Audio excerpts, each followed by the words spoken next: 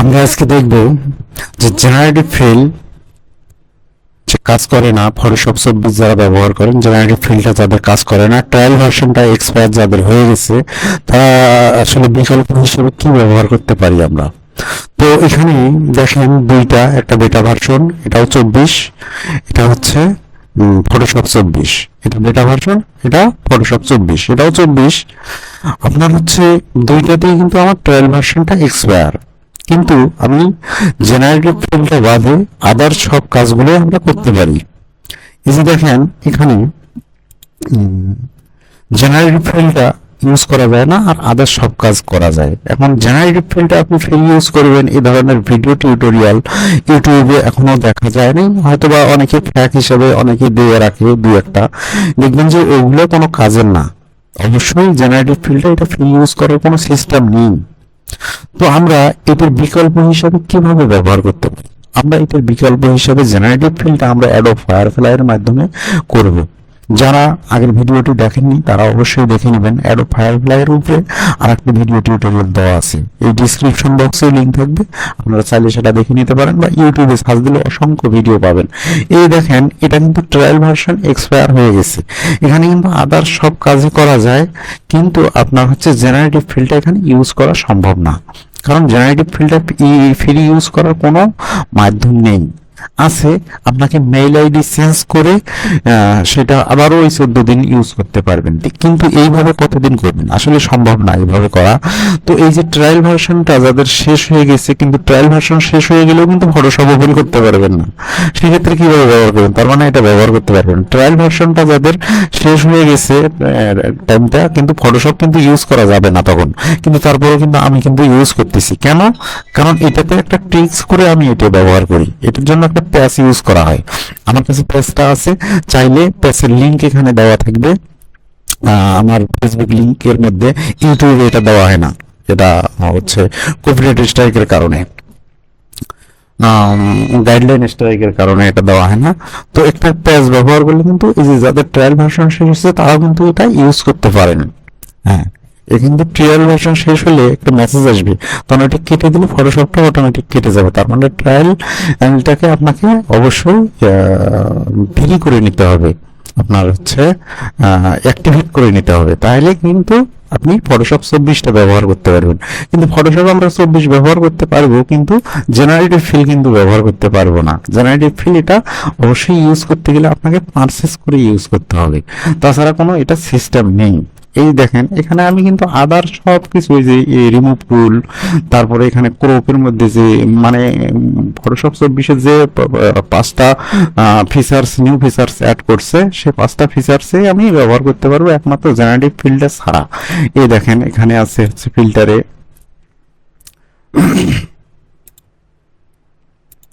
যে ফিল্টারে neural filter, মানে everything সবে ব্যবহার করতে পারবো, একমাত্র জেনারেটিভ ফিল্টার কাজ করবে না। এই যে জেনারেটিভ ফিল আছে, এখানে কিন্তু কাজ করবে না। একটা জিনিস দেখাই, তাহলে এখানে কেন করবে না আমরা এটা আজকে বিকল্পটা দেখব।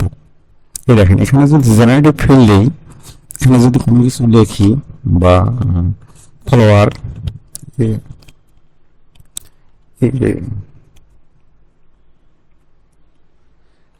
FLOWER, ফলোয়ার, ফলোয়ার যদি দিয়ে আমরা এখানে জেনারেট দিই, কিন্তু দেখেন একটা মেসেজ আসবে, একটু দেখি, আমরা ওয়েট করি। এই যে দেখেন এই মেসেজটা আসছে, এটা কারণ আসার কারণটা হচ্ছে আমার 14 দিন এটা এক্সপায়ার হয়ে গেছে, এই জন্য আর এটা আপনি ফ্রি ইউজ করতে পারবো না। ইউটিউবে যতই দেখেন না কেন, যদি দু একটা পান, ওইগুলো হচ্ছে ফ্যাক।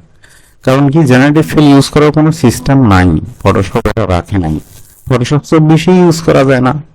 দেখবেন যে এটা এই যে প্যাচ একটা ইউজ করে, হয়তো ইউটিউবে সার্চ দিলে দু একজনের কাছে এটা পাবেন, নয়তো বা সবারই এই যে 14 দিন ট্রায়াল। আমি শুধু 14 দিন ট্রায়াল না, এটা আপনি লাইফ টাইম ইউজ করতে পারবেন। একমাত্র জেনারেটিভ ফিল্ডটা আজকে যেভাবে দেখাবো ওইভাবে ইউজ করতে হবে, তাহলে এই যে ফটোশপে জেনারেটিভ ফিল্ডটা আমরা ইউজ করতে পারতেছি না, এইটা আমরা কিভাবে ইউজ করব, চলুন আমরা সেটাই দেখে নিই। আমরা একটা ব্রাউজার ওপেন করব, ব্রাউজারটা ওপেন করে এখানে লগ ইন দিয়ে নেবেন, জিমেল একটা ভ্যালিড মেল, মানে মোট কথা ভ্যালিড মেল কোনটাকে বোঝায়, যেটা আপনার মোবাইল নাম্বার দিয়ে ভেরিফাইড করা আছে এইরকম। ফ্যাক দিয়ে কিন্তু করবেন না, আগে ফ্যাক দিয়ে করা যাইতো, কিন্তু ইদানিং আমি অনেক দিন থেকে ফ্যাক দিয়ে এটা করতে পারতেছি না। কারণ কি, অনেকবার আমি এটা ইউজ করছি, কিন্তু আপনার হচ্ছে ফ্যাক দিয়ে এখন আর হচ্ছে না, নেয় না। সেজন্য ফ্যাক ইউজ করবেন না, আপনারা ভ্যালিড একটা জিমেল ইউজ করে ও লগ ইন করে নেবেন। নিয়ে এখানে আমরা যদি অ্যাডোব লিখে সার্চ দিই, শুধু অ্যাডোব, ADOB, অ্যাডোব, অ্যাডোব লিখে সার্চ দিই। এই অ্যাডোব লিখে শুধু যদি সার্চ দেন, তাহলে এখানে দেখবেন যে অ্যাডোব ফায়ারফ্লাই আছে। শুধু অ্যাডোব লিখে সার্চ দিলে এখানে অ্যাডোব ফায়ারফ্লাই আমরা পাবো। আমরা এই ফায়ারফ্লাইয়ের মধ্যে ক্লিক দেব। শুধু অ্যাডোব লিখে সার্চ দিবেন, গেট অ্যাডোব ফায়ারফ্লাই ফ্রি। যখন আপনি লগ ইন করে নেবেন তখন কিন্তু এরকম পাবেন, বা এটা ক্লিক দিলে লগ ইন অপশন পাবে, আপনারা গুগলের মাধ্যমে লগ ইন করে নেবেন। তো আশা করি সেটা বুঝতে পারছেন, খুব কঠিন কিছু না। আমরা এটাতে ক্লিক দেব, দেওয়ার পরে এই যে ইন্টারফেসটা আসবে, এখান থেকে আমরা এখন ইউজ করতে পারবো।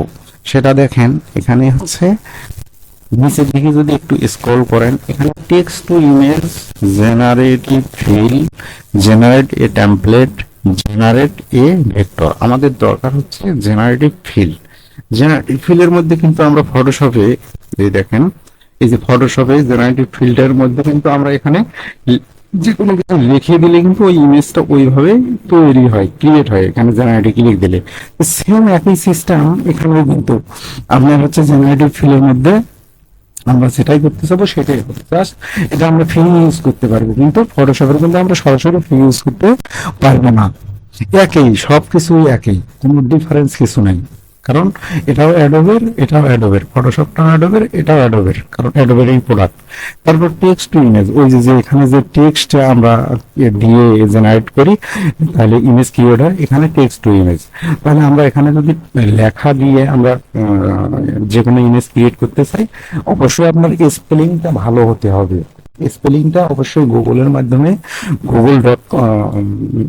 আপনার হচ্ছে গুগল ট্রান্সলেটে গিয়ে অবশ্যই স্পেলিংটা চেক করে নেবেন, নিয়ে তারপরে হচ্ছে আপনারা এখানে জেনারেটর দিবেন, তাহলে জিনিসটা ভালো হবে। কারণ স্পেলিংটা শুদ্ধ না হলে ও সঠিকভাবে অ্যান্সার দিতে পারবে না, মানে ইমেজটা ক্রিয়েট হবে। সেই জন্য অবশ্যই যেন আপনার স্পেলিংটা ঠিক হয়। আমরা এখন জেনারেটেড ফিলে যাব। জেনারেট ফিলে যাওয়ার পরে এখানে ইমেজ নিয়ে এসে ছেড়ে দিলেও হবে, বা এখান থেকে ক্লিক দিয়েও হবে। তো আমি এর আগের পর্বে এখানে ক্লিক দিয়ে নিয়ে আসছিলাম, আজকে আমি ইমেজ এখানে নিয়ে এসে ছেড়ে দেব। তাহলে আমরা যে কাজটা আমরা অন্যান্য কাজগুলো দেখাইছিলাম এর আগের পর্বের মধ্যে, তো আমরা আজকে দেখাবো হচ্ছে এই যে এই ইমেজটা দেখাই। আমরা প্রথমে আমরা এই ইমেজটা দেখাবো। এই ইমেজটা দেখানোর জন্য এখানে দেখেন আপনার ইচ্ছা করলে আমরা সবকিছুই উঠাই দিতে পারি। ইচ্ছা করলে এই যে গেটটার মধ্যে এখান থেকে ব্যানারটা ইচ্ছা করলে উঠাই দিতে পারি, এখানে ম্যান গুলো উঠাই দিতে পারি। তো আমরা এখানে ম্যান উঠাই দেওয়ার জন্য বা রিমুভ করার জন্য এখানে ইনসার্ট পাবেন, রিমুভ পাবেন, প্যান পাবেন। তো আপনার হচ্ছে এখানে দেখেন আবার নিচে কিছু অপশন আছে, অ্যাড, সাবস্ট্রাক্ট, সিটিং, এটা ব্রাশ সেটিং, তারপর এখানে ব্যাকগ্রাউন্ড, এখানে ইনভার্ট, তারপরে হচ্ছে এটা ক্লিয়ার। তো আমরা এই ইমেজটা এখান থেকে আমরা রিমুভ করে দেবো। এটা রিমুভ করার জন্য আমরা রিমুভ টুলটা ব্যবহার করতে পারি, বা ইনসার্ট দিয়েও হয়। আমরা এটা রিমুভ করব, কারণ রিমুভটা ভালো হবে। আমরা ছোট বড় করে নিতে পারি। ব্রাশটা আপনার ফার্স্ট ব্র্যাকেট, সেকেন্ড ব্র্যাকেট চাপ দিয়ে আমরা এইভাবে দিয়ে জাস্ট আমরা রিমুভে যদি ক্লিক দেই, তাহলে এটা রিমুভ হয়ে যাবে এবং অটোমেটিক্যালি এখানে আপনার হচ্ছে ব্যাকগ্রাউন্ডের সঙ্গে এই এরিয়াটা এটা ম্যাচ করে নেবে অটোমেটিক্যালি। এটাই হচ্ছে এআই এর কাজ, আপনার জেনারেটিভ ফিলের কাজ। এই যে দেখেন অটোমেটিক্যালি এখানে যে কেউ ছিল, এখানে কিন্তু আর এটা বোঝার উপায় নেই। এখানে কিন্তু তিনটা ইমেজ অটোমেটিক্যালি দিয়ে দিচ্ছে। একটা ফুলের একটা গাছ আসছে অটোমেটিক্যালি, তারপরে এখানে এটা আবার আর একটা ইমেজ দিচ্ছে। যেটা আপনার চয়েস হয় সেটা কিপে রেখে এখানে এই যে যদি ইমেজটা ডাউনলোড করতে চান এখান থেকে ডাউনলোড করে নিতে পারবেন। ইটস ওকে, এটা হয়ে গেল। তারপরে আমরা এটাও যদি আমরা এখান থেকে রিমুভ করতে চাই তাহলে আমরা সেম প্রসেসে আমরা এটা রিমুভ করতে পারবো। এখন আমরা ইনসার্ট করব। এখন কি ইনসার্ট করব? ইনসার্ট মানে কিছু যোগ করব। ইনসার্ট দিয়ে আমরা যদি এখানে জেনারেটে ক্লিক দেই তাহলে এটা ইনসার্ট হয়ে যাবে। তো আমরা এই জায়গাটাতে কিছু ইনসার্ট করব। এই যে ইনসার্টে যদি এখানে আমরা সাইজটা ছোট করে নেব, অবশ্যই সাইজটা নিয়ে আমরা এই জায়গাটাতে ইনসার্ট করব।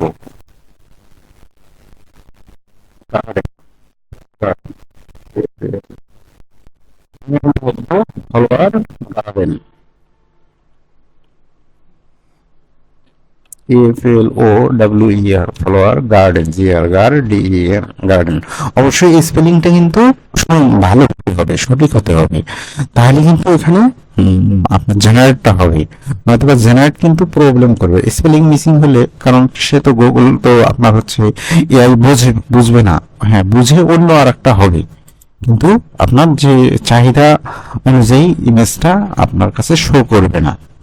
এই দেখেন এখানে ফলোয়ার চলে আসছে অটোমেটিক্যালি, এখানে একটা গার্ডেন চলে আসছে। আমরা যেটা চাইছি, যত সুন্দর স্পেলিং লিখবেন তত সুন্দর রেজাল্ট পাবেন। দেখেন এইটার সঙ্গে এটা ম্যাচ করছে।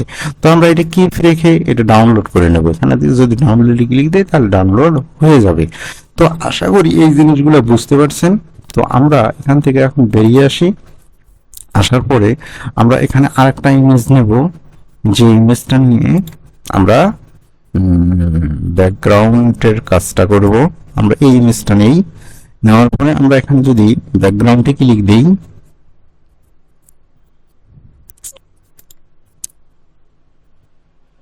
আমরা ব্যাকগ্রাউন্ডে কি দিতে পারি, lake river, LAKE, lake river, lake river দেই, দিয়ে আমরা জেনারেটে ক্লিক দেব।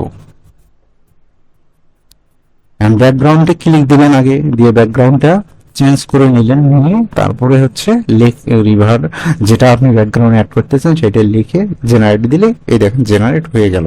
দেখেন মিউজিকের মতো এআই ইন্টেলিজেন্সের কাজটাই হচ্ছে এইরকম। আপনার দেখেন এখানে এত সুন্দর যে আসলে এটা বলার ভাষা নেই। তো আমরা এটা দেখলাম, তা আমরা আর একটা ইমেজ দেখব। আমরা এটা কিন্তু ট্রান্সপারেন্ট ব্যাকগ্রাউন্ড ছিল, এই জন্য আমরা বুঝি নাই যে ব্যাকগ্রাউন্ডটা চেঞ্জ হয়েছে কিনা। তো আমরা এই ইমেজটা নেই, নিয়ে আমরা এটার ব্যাকগ্রাউন্ড চেঞ্জ করে দেব। এই ইমেজটা নেই, নিয়ে আমরা এটার ব্যাকগ্রাউন্ড চেঞ্জ করব। আমরা ব্যাকগ্রাউন্ডে ক্লিক দিলাম, এই যে দেখেন এখানে ব্যাকগ্রাউন্ড চেঞ্জ হয়ে গেছে। এখন আপনি যে কোনো ব্যাকগ্রাউন্ড এখানে অ্যাড করতে পারেন। এই দেখেন এইভাবে হচ্ছে এটা ব্যাকগ্রাউন্ডের কাজটা করতে হয়। আর ইনভার্টের অপশনটা বুঝছেন যে ইনভার্ট কিভাবে করতে হয়। ইনভার্ট যদি এখানে দেন তাহলে আমরা ব্যাকগ্রাউন্ডটা পাবো, ইমেজটা হাইড হবে। আবার যদি ব্যাকগ্রাউন্ডে ক্লিক দেন তাহলে অরিজিনাল লুকটা ফিরে আসবে। এটা হচ্ছে ইনভার্টের কাজ।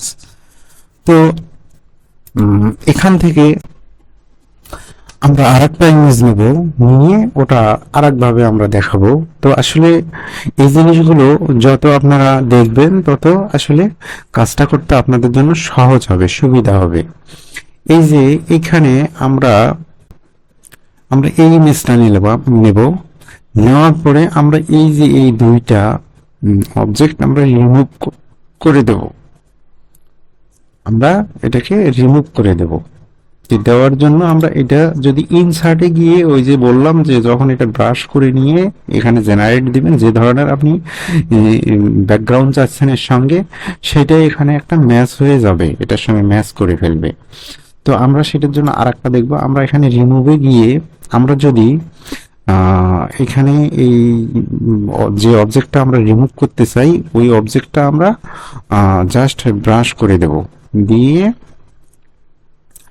এই জায়গাগুলো একটু মানে ব্রাশটা ছোট করে নিয়ে টানবেন, তাতে রেজাল্টটা ভালো আসবে। হ্যাঁ, মেইন ইমেজটা যেন আবার না কাটা যায়।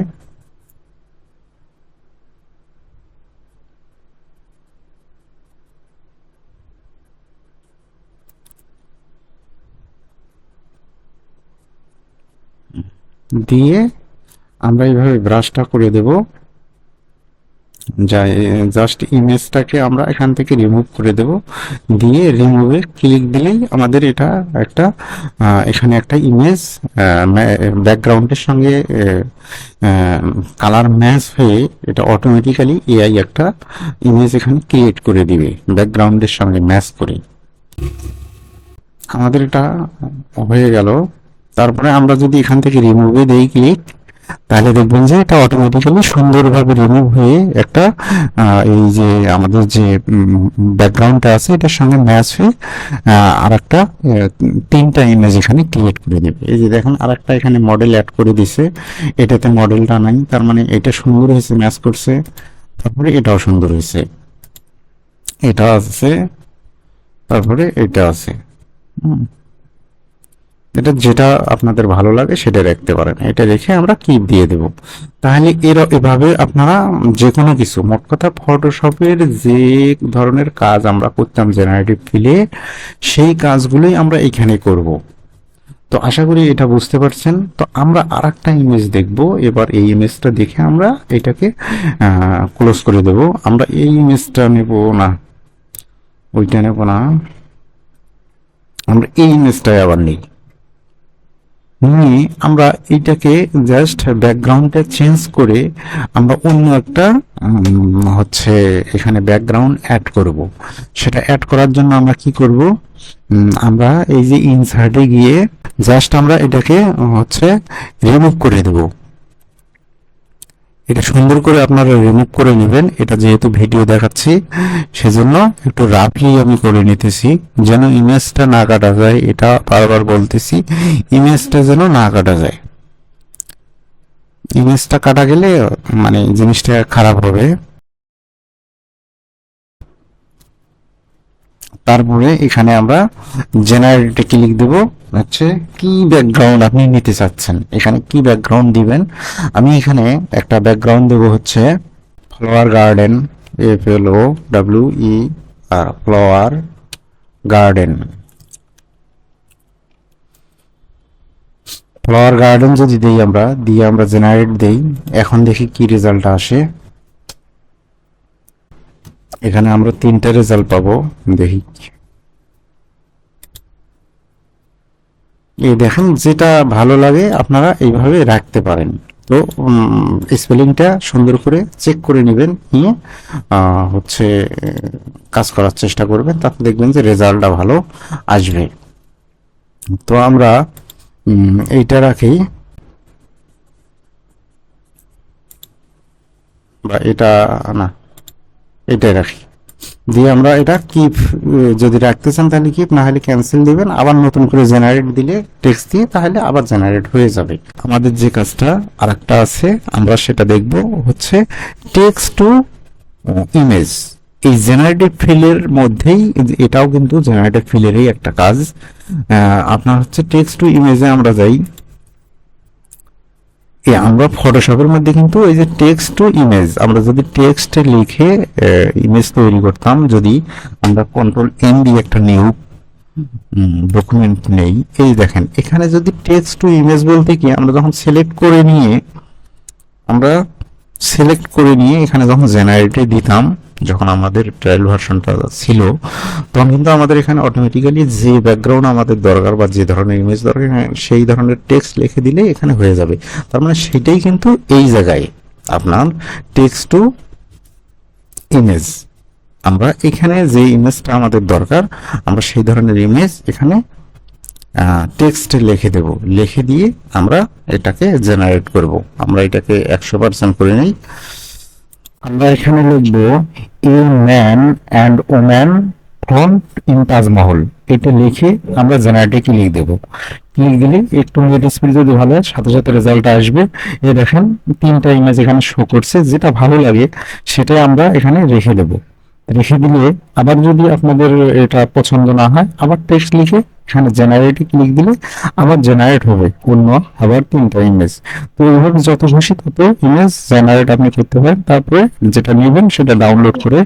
তো আশা করি ফটোশপের যে এই ধরনের জেনারেটিভ ফিলের কাজটা আপনারা কিভাবে করবেন এটা বুঝতে পারছেন। তো আমরা এইভাবে কাজ করার চেষ্টা করব, এবং কোনো ধরনের প্রবলেম হলে অবশ্যই কমেন্ট করে জানাবেন।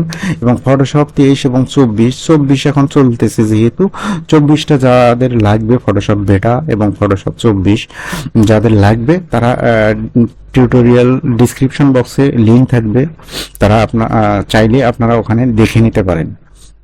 এবং এইটাকে লাইফ টাইম কিভাবে ইউজ করবেন, এই যে ফ্রি ট্রায়াল আছে, ট্রায়াল ইনডেড আছে, তারপরেও কিন্তু ইউজ করতে পারতেছি আমি। এটা কিন্তু চলে যাবে। এটা এখানে চলে না যাওয়ার কারণটা হচ্ছে কি, এই অ্যাকাউন্টটাতে আমি প্রবলেম করছিলাম, ওই জন্য এটা হয়নি। তো দেখবেন যে আপনাদেরটা চলে যাবে। আমি এর আগের গ্রুপগুলোতে, ভিডিওগুলোতেও আমি এটা দেখাইছি যে প্যাচটা দেওয়ার সাথে সাথে এটা চলে যায়, এটা আর থাকে না। তো আমরা সব কাজেই ইউজ করতে পারবো ফটোশপ 24-এর মধ্যে, বেটার মধ্যে। জাস্ট জেনারেটিভ ফিল্ডে আমরা অ্যাডোব ফায়ারফ্লাইয়ের মধ্যে ব্যবহার করব। তো আজ এই পর্যন্তই। যদি ভিডিওটি কোনো একটু কাজে লাগে, আপনাদের কোনো উপকারে আসে, অবশ্যই লাইক, কমেন্ট, শেয়ার এবং সাবস্ক্রাইব করতে ভুলবেন না। এবং আজ এই পর্যন্তই, দেখা হবে নেক্সট ভিডিওতে। টিল দেন টেক কেয়ার, আল্লাহ হাফিজ।